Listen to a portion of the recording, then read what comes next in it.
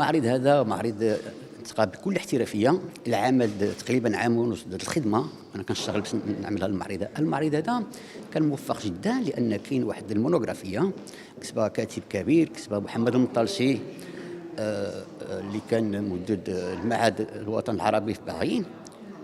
المعرض هذا كيجمع كاين المنحوتات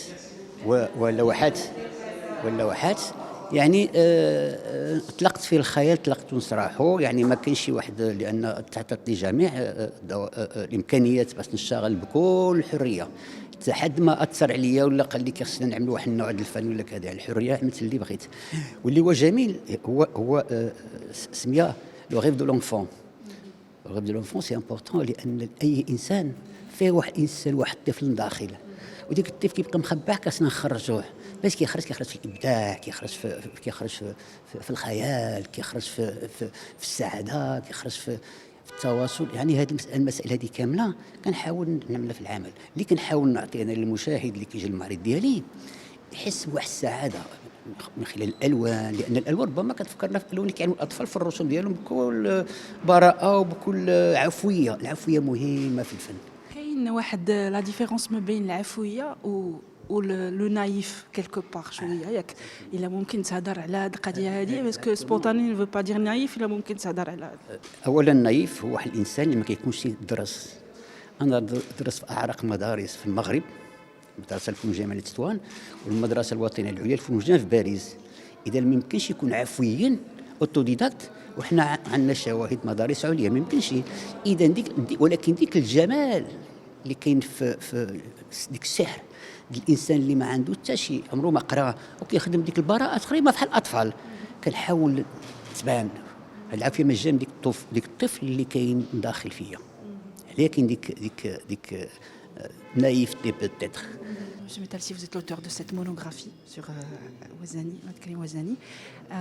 Est-ce que vous pouvez nous parler de la démarche que vous avez adoptée pour cette monographie? Je connais très bien Ouazani, Abdelkarim depuis très longtemps, depuis une trentaine d'années. C'est un ami.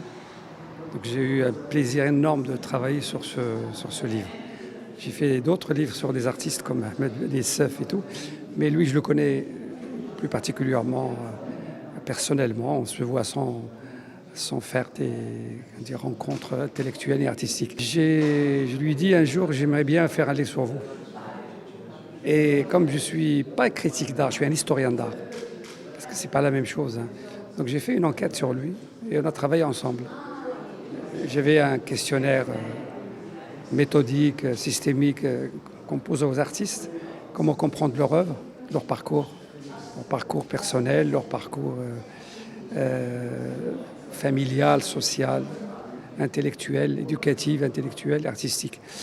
Donc pour savoir et peut-être comprendre à la fin pourquoi son langage artistique, celui d'aujourd'hui, il est permanent son langage, il a créé un univers, a été créé de cette manière et pas d'une autre. Donc j'ai commencé par son parcours d'enfant. Est-ce qu'il y a eu des choses, des éléments biographiques qui permettent de comprendre un petit peu ce langage-là. C'est un artiste très discret et visionnaire.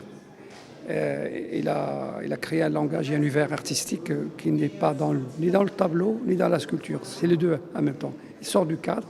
Donc on est obligé plus ou moins de nous arrêter. Son travail est joyeux. On dirait que on est des enfants, ils travaillent pour les enfants, mais c'est un travail profond.